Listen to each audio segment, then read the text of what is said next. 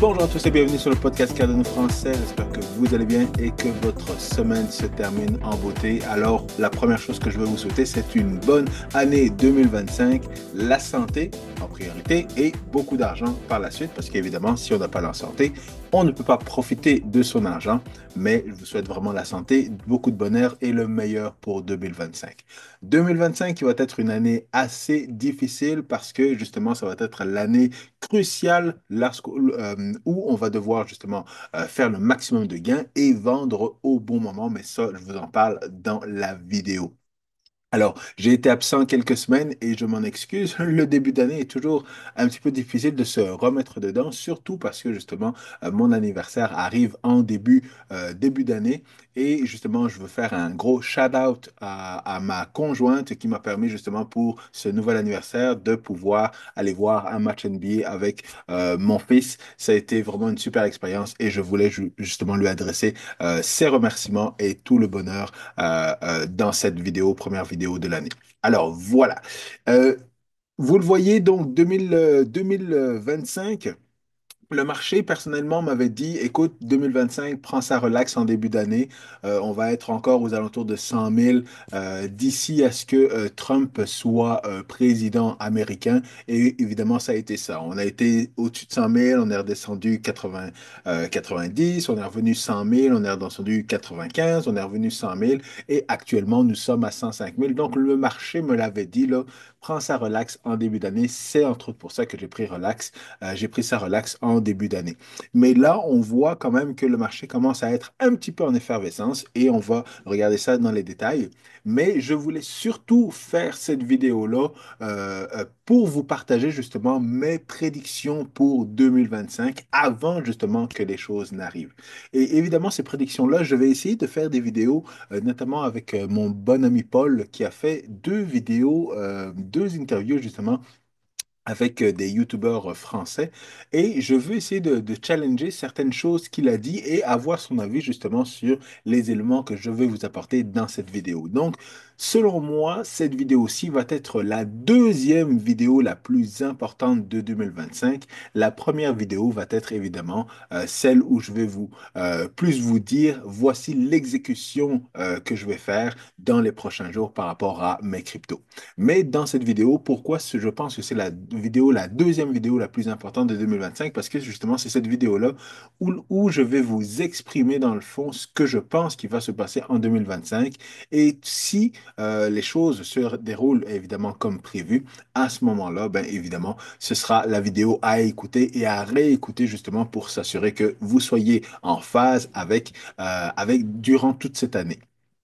Donc voilà, vous le voyez, donc top 10, pas grand-chose à dire. Bitcoin qui est au-dessus des 100 000 dollars, Cardano qui est au-dessus des 1 dollar, et puis ben, toutes les autres cryptos, mais Cardano qui est pas mal dans, ouh là là, Dogecoin qui est revenu un petit peu dans le top des performeurs dans la dernière semaine, mais Cardano, encore une fois, qui performe très très bien dans le top 10 par rapport aux autres cryptos. Donc évidemment, ça fait plaisir à voir. Ethereum qu'on attend toujours qu'il fasse quelque chose d'intéressant. Évidemment, j'ai également un petit peu d'Ethereum, mais évidemment, dans le fond, c'est ça. Tout ce qu'on regarde, là, on voit que Bitcoin, bonne performance, mais les plus grosses performances, ce sont justement les dinosaures coins avec Cardano, Dogecoin, XRP qui a atteint son sommet, mais qui n'avait pas vraiment atteint son sommet lors du dernier bull run. Bref, vous comprenez ce que je dis. Et pourtant, on est encore en neutral, fait que fait que c'est ça. C'est encore quand même un bon moment pour acheter parce qu'avant qu'on revienne justement à Greed et Extreme Greed.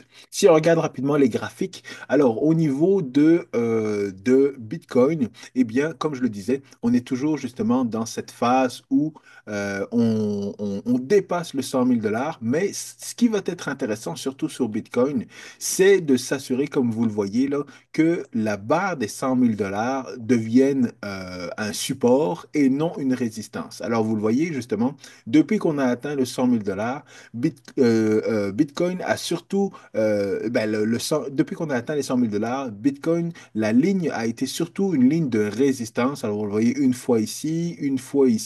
Après ça, on est passé au travers, mais on est repassé directement en dessous. Résistance encore, résistance encore, jusqu'à temps qu'on passe au travers. Donc, on va espérer justement qu'une fois qu'on a passé justement le cap des 100 000 $, et bien que on redescende pour retester le 100 000, la base des 100 000 ou 99. Même si on retourne un petit peu en bas, ben, que ce soit des wicks, et puis qu'on repart directement vers le haut. Donc, on va espérer que c'est ça qui va arriver. Là, ce qu'on est en train de voir, c'est peut-être un double bottom. Donc ça, c'est quand même un bon signe. C'est pour ça qu'on a justement breaké out. Mais encore une fois, on va espérer que on reteste le 100 000 $ et puis qu'on retourne vers le haut. Et même si on reteste ou qu'on repart en bas, ça va être encore une fois pour vraiment briser le mental justement des paper hands afin que justement nous, on ait une dernière occasion parce que je ne vous mentirai pas que si Bitcoin redescend à 94, 80, 90 ou même plus bas, là, j'ai encore un tout petit peu d'argent pour justement refaire un dernier achat, mais au-dessus de 100 000 $, je ne rachète pas. Je vais attendre justement, ben, je vais laisser passer le bull run avant de recommencer à acheter. Mais si on descend en dessous, à ce moment-là, ben, effectivement, je vais profiter de l'occasion pour pouvoir acheter. Alors, au niveau de Cardano, ce qui est de bien au niveau de Cardano, c'est que Cardano commence à avoir à garder la même tendance que Bitcoin, même tendance dans le timing surtout. Alors, non, pas au niveau vraiment du prix, mais au niveau du timing, c'est ça qui est intéressant et c'est ça qui va faciliter les choses pour savoir quand est-ce qu'il faudra vendre. Parce qu'au niveau de ADA, comme vous le voyez justement, là, on avait notre résistance ici, là, même résistance, une fois, deux fois, ben, une fois ici, ici on redescendait, ici on avait la résistance et puis on a passé au travers. On avait dans le fond eu à peu près la même figure, là, double bottom ou quelque chose comme ça, là. Mais en tout cas, on a le timing qui est relativement le même que pour Bitcoin. Donc ça va être facile de timer justement quand est-ce que va être le top de Cardano parce qu'il devrait être similaire ou à quelques jours près par rapport au top justement de Bitcoin. Donc ça, c'est un élément qui est très, très intéressant. Et justement, vous le voyez, ben, on avait dans le fond comment on appelle ça, ce flag, cette formation en flag. Et lorsqu'on a passé outre justement cette diagonale de résistance, eh bien, normalement, on devrait être en mesure justement de monter. Mais encore une fois, ça va dépendre de Bitcoin malgré que justement Cardano performe toujours plus que Bitcoin. Donc ça, on aime être dans cette situation-là justement où la progression est beaucoup plus grande au niveau de Cardano que par rapport à Bitcoin, mais le timing des mouvements est également le même. Donc ça, encore une fois, on va continuer d'observer ça avec beaucoup d'intérêt dans les prochaines semaines. Alors, sachant ça au niveau des graphiques, on va passer au niveau des news. Et comme je le disais, ce qui va être important justement de voir, c'est que à partir du 20 janvier, donc la semaine prochaine, dès lundi, il me semble, dès lundi prochain, eh bien, Bitcoin il risque de faire deux choses. Soit, justement, on va sell the news, donc on va baisser à partir du 20 novembre ou dans les jours précédents, suivant le 20 novembre, parce que justement, on va avoir un gros pump pour Bitcoin et après ça, une correction. Mais la correction va être une attrape, va être justement pour briser le mental justement des pepper hands. Donc, si on a cette situation-là où il y a un gros pump, comme il est en train de se passer, mais qu'après le 20 janvier, on a une correction, ça va être la chance de justement racheter toutes les cryptos avant qu'on parte justement dans les 3 prochains mois ou 4 prochains mois qui vont être paraboliques. Pourquoi est-ce que je dis ça? Parce que justement, les 100 premiers jours de M. Trump, lorsqu'il va être président, vont être crucial pour justement la progression des crypto-monnaies dans la première partie de l'année. Pourquoi? Parce qu'il y a beaucoup de promesses que M. Trump a fait, président Trump a fait, qui vont être en faveur des cryptos. Et ça va permettre encore une fois que le prix de Bitcoin et des crypto-monnaies s'envole avec assurance dans la première moitié de l'année. Pourquoi? Parce qu'encore une fois, il a 100 jours pour adresser certains éléments et mettre justement en place des lois qui vont profiter les cryptos. Après les 100 jours, il y a toujours des choses qui peuvent arriver, mais ce sont les 100 jours, les 3 premiers mois, 3 mois et demi, là, qui vont être très importantes justement pour nous donner un bon coup justement vers le haut et qu'on va pouvoir profiter de ça. Et c'est pas juste Monsieur Trump qui va initier ou qui va aider là-dedans. Pourquoi? Parce que tout le cabinet ou une grande partie du cabinet de Trump eh bien, des bitcoiners. On a Monsieur Rubio, on a justement le gars du Trésor, on a le gars de la Défense également. Donc, beaucoup de personnes, justement, dans son cabinet. On a lui qui est un bitcoiner. Et puis, il y en a même d'autres personnes là, que j'ai vues dans l'autre site, les gens qui sont aux alentours de Monsieur Trump et qui sont pro-crypto. On a également son fils, on a le vice-président qui est pro-crypto. On a le prochain responsable de la SEC, là, je ne me rappelle plus, là, qui est pro-crypto et qui a participé à une conférence de Cardano il y a 2 ans, il me semble. Donc, on a encore une fois beaucoup de personnes dans l'entourage de Monsieur Trump qui sont des bitcoiners et qui sont pro-crypto également.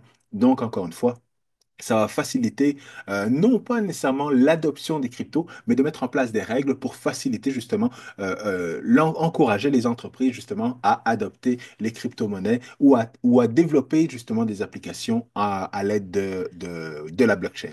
Donc ça va être très intéressant et très important justement dans ce premier 6 mois, première période d'année, justement pour voir comment les cryptos vont progresser et Bitcoin va progresser dans les premiers 6 mois. Et une autre métrique qui va être importante à regarder justement, c'est la performance mois par mois justement de Bitcoin. Pourquoi? Parce que si on retourne un peu au niveau dans l'historique, là, on voit que justement, 2013, on a toujours eu dans les années bullish, donc l'année du halvening ou l'année suivante au halvening, on a toujours eu des périodes de 3 à 4 mois de grosses performances par rapport à Bitcoin. Alors, on voit 2013, on a eu justement 4 mois où c'était 4 mois de vert par rapport à Bitcoin. 2014, on n'a rien eu.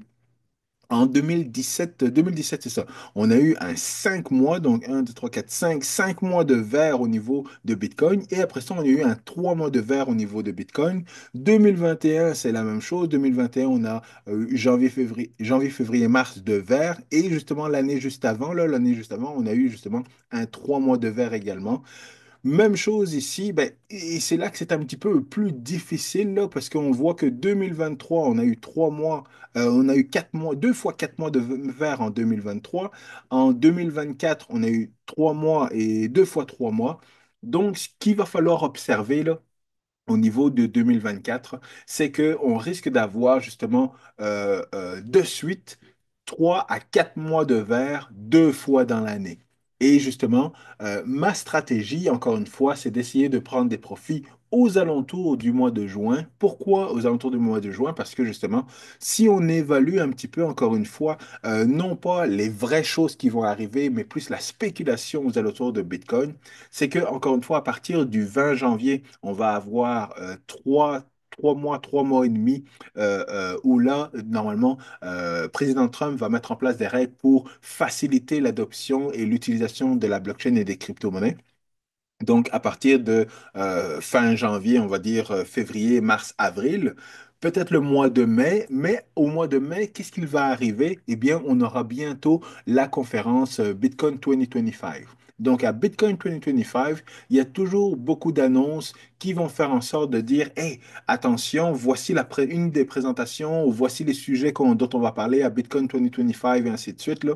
Donc, cet événement-là va être le gros événement qui va clôturer la première période de 2025, la première moitié de 2025, juste avant l'été, parce qu'on sait que pendant l'été, de manière générale, les cryptos baissent, et même au mois de septembre, encore une fois, on a toujours une baisse au niveau des cryptos. Et puis, le dernier quart de l'année qui suit le halvening, eh bien, on a très souvent une remontée avec le October, Moon, November, et puis le mois de décembre. Donc, est-ce que justement, on va avoir un quatrième quart en 2025 qui va être parabolique, ou alors tout va se passer justement dans les 6 premiers mois de cette année 2025? Eh bien, c'est ça qu'il va falloir évaluer de la bonne manière et évidemment essayer de vendre au bon moment. C'est pour ça que, selon moi, je vais vendre une partie de mes cryptos probablement au mois de juin, juillet et par la suite, justement, attendre s'il y a d'autres nouvelles qui vont justement demander de la spéculation d'ici la fin de l'année. Et si ça arrive, eh bien là, il faudra réévaluer à partir du mois de septembre si jamais les choses vont vraiment arriver et qu'on va avoir une fin d'année parabolique, ou alors si tout va se faire justement d'ici le mois de juin. Mais tout ça va dépendre encore une fois du prix, où est-ce qu'on est rendu dans le prix et où est-ce qu'on est rendu au niveau du timeline entre le 12 et 18 mois qui suit dans le fond le halvening, l'année du halvening. Donc, tout ça font en sorte qu'au niveau de Bitcoin, eh bien, ça va être très important de regarder et de prendre peut-être quelques profits durant la première moitié de l'année. Encore une fois, lorsqu'on a 3 mois dans le vert ou alors 4 mois dans le vert, c'est sûr que plus que 4 mois dans le vert, on l'a déjà eu. Avoir 5 mois, c'est quand même quelque chose d'assez rare qu'on a déjà vu. Mais il reste qu'en 2019, oui, 2019, c'était pas une année de halvening, mais on a eu 4 mois dans le vert. Mais encore une fois, on sortait d'un bear market, là, le bear market de 2018, et puis on a commencé à remonter 2019, 2020, 2021 pour atteindre un nouveau all-time high. Et après ça, on a eu 2022 qui a été une année de bear market et rebelote dans ce cas-là. Donc, encore une fois, on est pas mal sûr que le top va arriver en 2025. Première moitié, deuxième moitié, on ne le sait pas. Si on se base encore une fois sur 2017, effectivement, parce que pourquoi je dis même que 2017, on avait une première moitié puis une deuxième moitié, c'est qu'en 2017, le top est arrivé en décembre 2017. Pourquoi? Parce que on a eu une première moitié d'année où Bitcoin a monté tranquillement. Et puis la deuxième moitié, qu'est-ce qu'on a eu? On avait eu la grosse bataille entre Bitcoin et Bitcoin Cash. Avec le fork qui a eu lieu. Et après ça, on avait eu cette annonce de ETF, le ETF de Bitcoin. Est-ce que ça allait être un vrai ETF ou est-ce que ça allait être un ETF futur et ainsi de suite? Donc, toute cette spéculation-là a fait en sorte que le prix de Bitcoin a décollé en deuxième moitié d'année, alors qu'au mois de septembre, la Chine bannissait le Bitcoin et qu'au mois de septembre 2017, eh bien, il y avait eu un gros crash au niveau du prix du Bitcoin. Mais après ça, on est remonté et on est reparti à la hausse de manière très droite. Mais en 2021, on a eu la même chose dans le fond. La première moitié d'année, là, on voit que justement, on a eu des bonnes progressions avec un pic. Je me rappelle plus c'était quand le pic qu'on l'a eu. Il me semble que c'était peut-être en mai. Et par la suite, justement, on avait encore une fois cette spéculation, justement, de ETF, de vrais ETF Bitcoin qui était arrivé vers la fin de l'année, avec beaucoup d'adoption, beaucoup de compagnies qui commençaient à faire du développement, puis offrir des produits et services avec le Bitcoin et ainsi de suite. On avait Elon Musk qui avait mis, justement, la possibilité d'acheter des Tesla avec du Bitcoin et ainsi de suite. Mais finalement, tout s'est terminé, justement au mois de octobre-novembre, il me semble, 2021. Et puis après ça, on est redescendu pour un gros crash. Donc, voilà pourquoi je dis il peut y avoir de la spéculation en première moitié d'année et de la spéculation en deuxième moitié d'année. En 2021, ben, les deux all-time high étaient pas, il n'y avait pas une grosse différence entre les deux all-time high. C'est pour ça que je me dis que si je prends justement des profits en première moitié d'année, eh bien, ça se peut que justement on atteigne ce all-time high. Mais encore une fois, il faut que ce all-time high en première moitié d'année soit assez intéressant pour prendre des profits. Et comme mon évaluation du all-time high pour Bitcoin est aux alentours de 200, 250 000, dans ces alentours-là, là, entre 200, 250, voire même 300 si jamais le plus gros, là, à ce moment-là, ben, je ne pense pas qu'on risque d'arriver à 250 ou 300 000 d'ici le mois de juin. Tout peut arriver, on le sait très bien, mais il y a quand même, ça va être une grosse folie, je vous le dirais, là, si jamais on arrivait à 200, 250 ou 300 000 d'ici le mois de juin. Et selon moi, ce serait un signal de top du marché parce que le marché aurait beaucoup trop d'effervescence si on passait de 100 000 au mois de janvier à 300 000 au mois de juin. Mais encore une fois, on va analyser ça mois par mois tranquillement.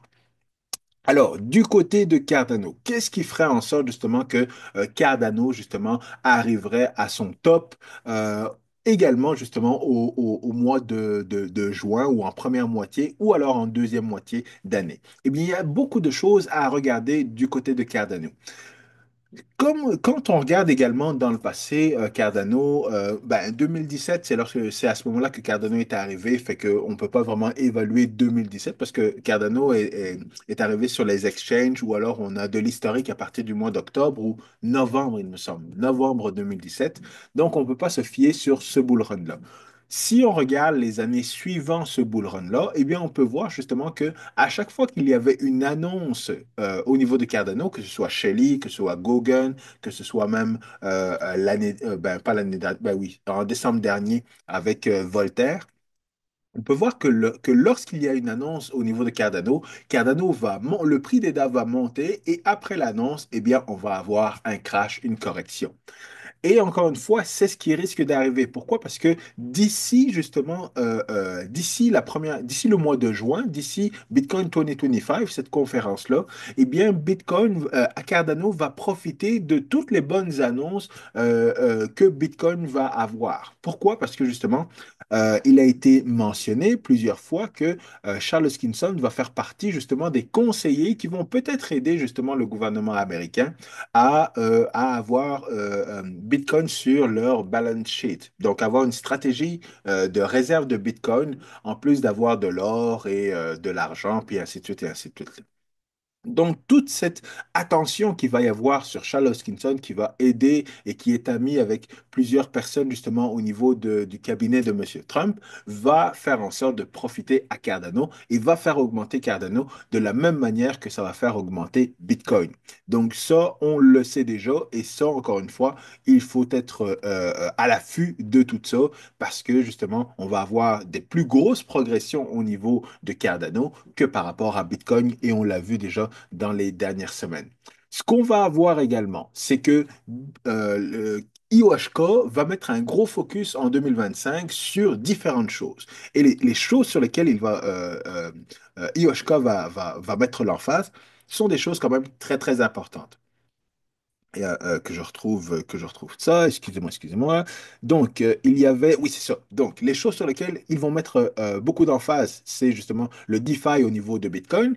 Ça, on va reparler un petit peu après. Ça va être Midnight également, les partner chain, et puis les différentes applications devraient faire la différence cette année, parce que cette année, normalement, la blockchain Cardano est assez mature pour justement développer des applications, des grosses applications. Et quand on parle d'applications, ce sont des applications qui sont déjà là comme, voyons, Iagon, World Mobile Token, Cornucopia et ainsi de suite, là, tous ces projets qui sont déjà là, mais éventuellement des nouveaux projets qui vont arriver et qui vont faire en sorte d'amener beaucoup de TVL sur la blockchain Cardano, ce qui va amener beaucoup de spéculation.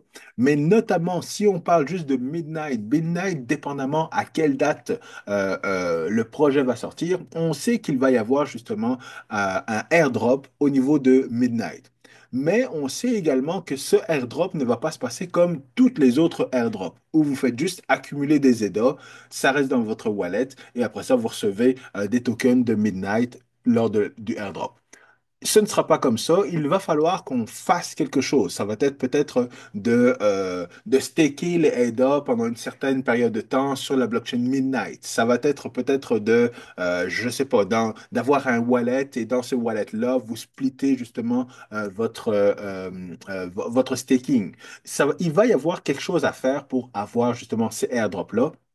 Sauf que la majorité des gens en crypto ne le sauront pas. Ils vont pas suivre les nouvelles de la communauté de Cardano. Et qu'est-ce qu'ils vont faire? Ils vont juste accumuler des ADA parce qu'ils vont penser qu'en accumulant des ADA, ils vont avoir justement différents tokens de Midnight.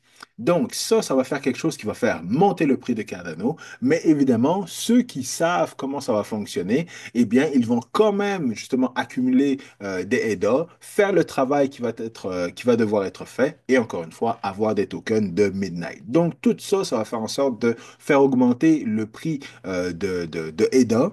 Les partner chains également.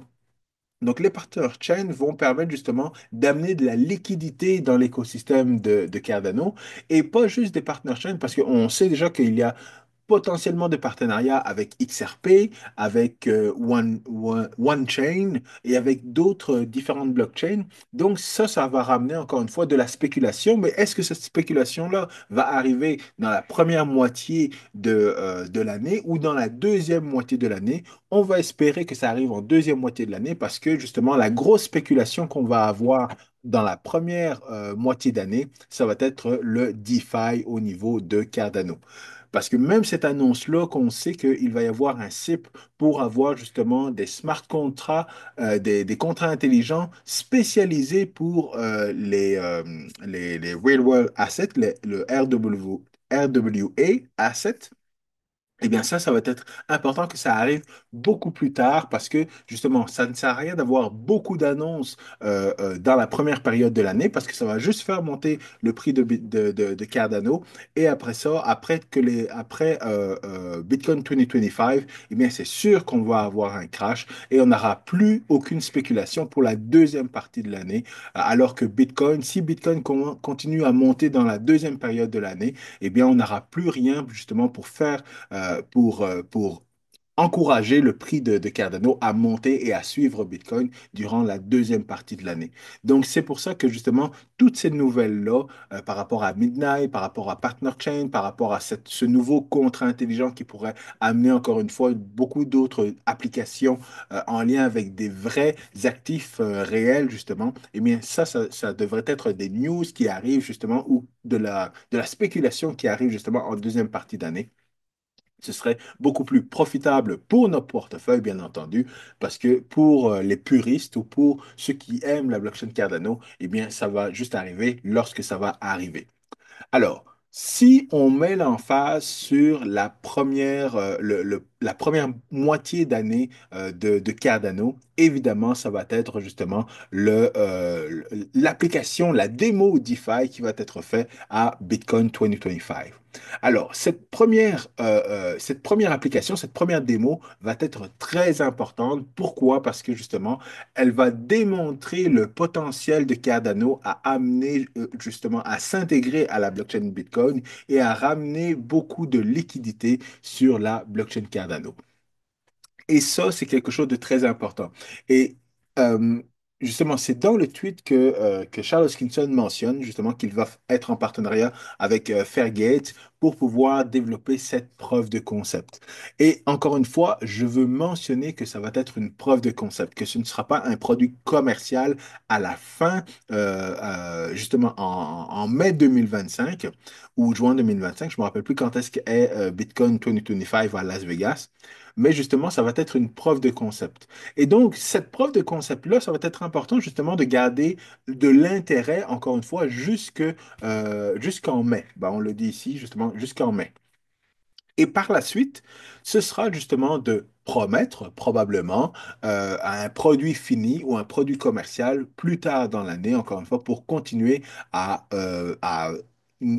à profiter de la vague, à surfer sur la vague justement de Bitcoin pendant toute l'année 2025. Donc ça, encore une fois, va être un des signaux que je vais analyser pour pouvoir vendre une première partie de mes cryptos et éventuellement une deuxième partie des cryptos, dépendamment de où est-ce qu'on est rendu dans le prix et où est-ce qu'on est rendu dans le timeline en 2025. Et ça, c'est évidemment un commentaire qui arrive souvent et une mauvaise compréhension, encore une fois, de l'écosystème de la blockchain en général et même dans l'écosystème de Cardano, là. Pourquoi est-ce que IOHK n'est pas en partenariat avec Bitcoin OS plutôt que justement de lancer son propre projet, son propre MVP? Et ça, ce qu'il faut savoir, c'est que IOHK n'est pas obligé de supporter justement un autre acteur dans l'écosystème et de mettre toutes les éléments de son côté pour pouvoir justement s'assurer de livrer quelque chose. Alors, si Bitcoin OS veut justement développer une application, puis faire des bridges entre Bitcoin, Cardano et d'autres blockchains et ainsi de suite, eh bien, ils peuvent faire en sorte de mener cette guerre ou de mener ce projet à bien. Mais pour IOHK, avoir un peu de compétition, c'est quelque chose qui serait beaucoup plus sain dans l'écosystème plutôt que on se rallie tous derrière le même cheval et on essaye de le porter jusqu'à la fin de la course. Ce qui est très différent, encore une fois, de IOHK ou la Fondation et Emergo de ne pas s'allier justement pour pouvoir faire une seule grosse conférence blockchain, le Cardano Summit ou alors de ne pas faire le Cardano Summit à certains lieux.